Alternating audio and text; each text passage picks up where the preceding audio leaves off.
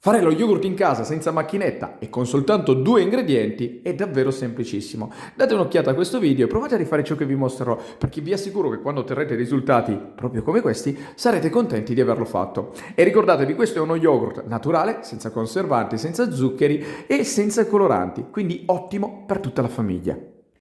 La prima cosa che occorrerà fare sarà quella di procurarsi gli ingredienti, sono soltanto 2. 1 litro di latte, mi raccomando non totalmente scremato, ma almeno parzialmente scremato, fosse intero ancora meglio perché sarà ricco di nutrienti e di grassi che comunque sono buoni, e poi un barattolino di yogurt, andrà bene anche da 125 grammi, però mi raccomando dovrà essere al naturale, quello che più vi piace ma senza zucchero e senza frutta. Bollitura del latte. Quindi, trovati tutti gli ingredienti, prendere una pentola e versare tutto il contenuto della bottiglia di latte all'interno, accendere il fuoco e aspettare che il latte arrivi ad ebollizione e ve ne accorgerete perché nella superficie inizieranno a comparire le prime bollicine. A quel punto spegnere perché il latte sarà più o meno intorno ai 100 gradi e travasare tutto il contenuto della pentola all'interno di un contenitore, se ce la fate facendolo filtrare in modo che, se fossero formati comunque dei grumi nel latte, questi vengano eliminati. Adesso il latte è intorno ai 100 gradi. Prima di passare all'operazione successiva occorrerà aspettare che la temperatura si abbassi intorno ai 40-50 gradi.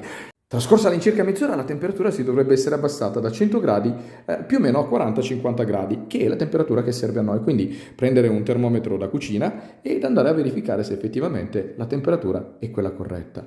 Ed ecco qua, siamo direi a una temperatura assolutamente perfetta, quasi a 40 gradi.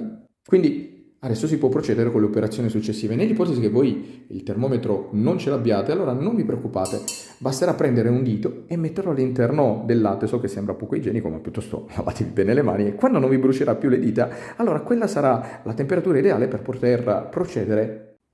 E quando la temperatura si sarà abbassata, prendere il contenitore con lo yogurt e versare tutto il suo contenuto all'interno del latte e miscelare bene per qualche minuto, farlo in maniera energica, perché considerate che più si amalgamerà lo yogurt e quindi i fermenti lattici all'interno del latte e migliore sarà poi il risultato.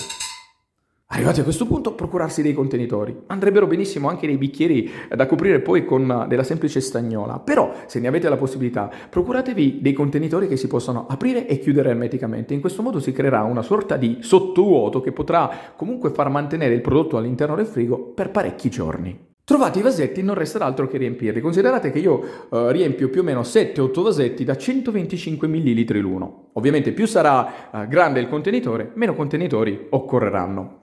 Una volta riempiti, chiuderli e metterli in un luogo dove possano riposare per circa 7-8 ore. Ma nell'ipotesi che a voi piaccia uno yogurt più corposo, allora esiste un trucco, ovvero quello di mettere il tutto all'interno di un forno. Potrà essere sia acceso che spento, perché mettendolo all'interno del forno il calore si disperderà molto più lentamente rispetto a lasciarlo all'aperto. E addirittura se accendeste il forno mettendolo a 40-60 gradi per circa un'oretta, andreste a riattivare o comunque a prolungare il tempo di riproduzione dei fermenti lattici che ci sono all'interno. Quindi, nell'ipotesi che a voi piaccia corposo, io vi consiglio di farlo.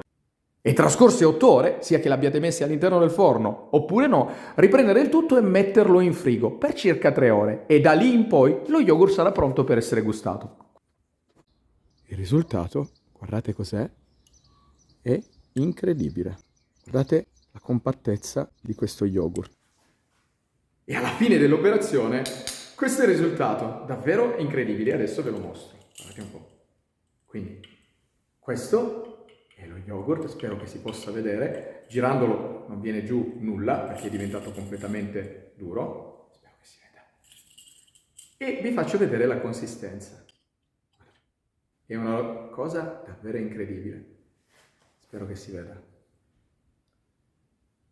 E adesso andiamolo ad assaggiare. È buonissimo. Quindi, se a voi piacciono le cose naturali, io vi consiglio di provare a rifarlo, perché vi assicuro, non vi posso fare gustare questo attraverso il video, ma se ve lo fate a casa è davvero incredibile. Quindi, detto questo, provate a rifarlo, un saluto e al prossimo video. Buonissimo.